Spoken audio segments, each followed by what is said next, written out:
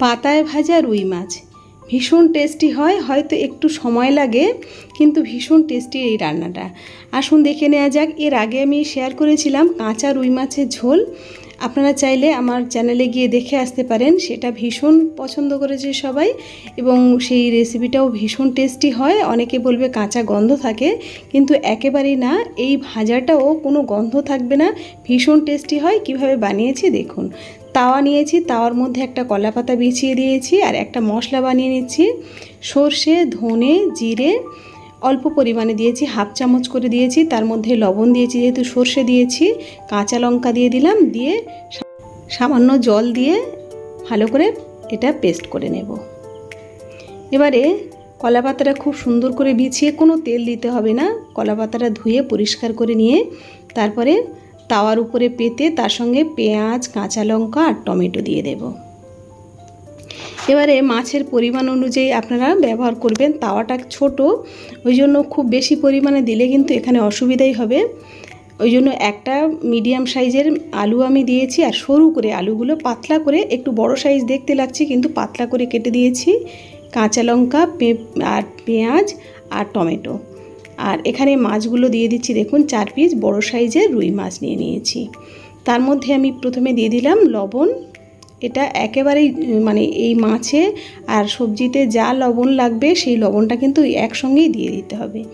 আর হলুদও আমি দিয়ে দিচ্ছি পরিমাণ মতো, হলুদ, লবণ, আর দিয়ে দিলাম লঙ্কার গুঁড়ো। কাঁচা লঙ্কা দিয়েছি, তারপরেও লঙ্কার গুঁড়ো দিয়ে দিলাম, আর কাঁচা সর্ষের তেল দিয়ে দিলাম। আর যে মশলাটা আমি বেটে রেখেছি ওটা একেবারে সব শেষে সামান্য একটু জল দিয়ে ওটা দিয়ে আর বসিয়ে দিতে হবে।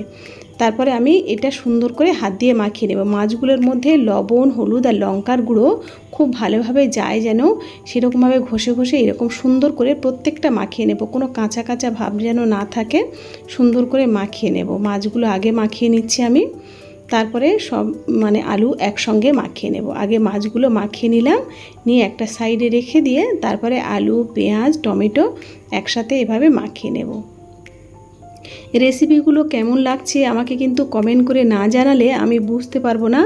আপনাদের যদি ভালো লাগে তাহলে এই রকম ধরনের রেসিপি আমি আপনাদের সঙ্গে শেয়ার করব, আর যদি ভালো না লাগে তাহলে অন্য ধরনের রেসিপি শেয়ার করব। আপনাদের কেমন রেসিপি পছন্দ অবশ্যই আমাকে কমেন্ট করে জানাবেন, আমার তাহলে ভীষণ ভালো লাগবে। কে কোথা থেকে কমেন্ট করছো অবশ্যই আমাকে জানিও, তাহলে বুঝতে সুবিধা হবে এবং ভালোও লাগবে। আর আপনাদের সঙ্গে তাহলে পরিচিত হতে পারি। অবশ্যই আপনারা অনেকেই আন্টি বলে কমেন্ট করে, তোমাদেরকেও বলছি তোমরা কোথা থেকে দেখছো, কে কোথা থেকে দেখছো জানিও, তাহলে বুঝতে সুবিধা হবে, ভালো লাগবে, আমার পরিচিত হতে পারি। দেখুন মাছটা ওপরে দিয়ে দিলাম, মশলা মাখিয়ে মাছটা ওপরে দিয়ে দিলাম, আর আলু, পেঁয়াজ, টমেটো নিচে দিয়ে দিলাম। দিয়ে এভাবে সুন্দর করে সাজিয়ে নিলাম। তবে একটা মানে ভিডিওর একটা ক্লিপ শেয়ার করতে পারিনি, ওটা আপনারা ক্ষমা করবেন। যে মশলাটা আমি মিক্স করলাম ওই মশলাটা দিয়ে তারপরে ঢাকা দিয়েছি। এই যে পাতাটা ঢাকা দিয়েছি, মশলাটা দিয়ে তারপরে ঢাকা দিয়ে দিতে হবে, সেটাই দেখানো হয়নি। আপনারা বুঝে যাবেন কি কি মশলা দিয়েছি, নিশ্চয়ই কোনো অসুবিধা হবে না। দিয়ে এবারে গ্যাসে বসিয়ে দিতে হবে। তারপরে গ্যাসে বসিয়ে দেওয়ার পরে 15 মিনিটের মতো থাকবে লো আঁচে।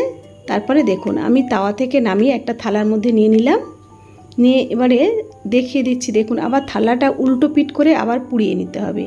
দেখুন এখন এই পিঠে মাছটা আছে, কাঁচা আছে।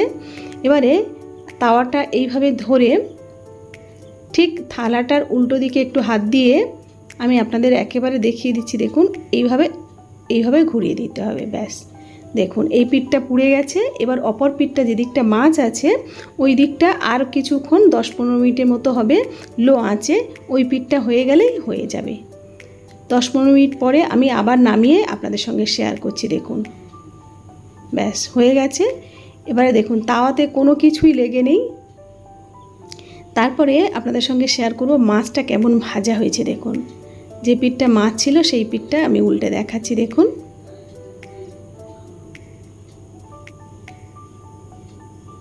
একটু কলা পাতা লেগে থাকবে, কলা পাতার গন্ধ ভীষণ ভালো লাগে। আর এই পোড়া বা পাতুরি কলা পাতার সঙ্গে জড়িয়ে থাকে বা লাউ পাতার সঙ্গে, সেগুলো একটা অন্যরকম ফ্লেভার, ভালো লাগে। আর এইভাবে রান্না করে আপনারাও করে খেতে পারেন। আর যদি বা এরকম রেসিপি পছন্দ হয় আমার চ্যানেলটাকে সাবস্ক্রাইব করবেন, লাইক দিয়ে উৎসাহ দেবেন। আপনাদের অসংখ্য অসংখ্য ধন্যবাদ।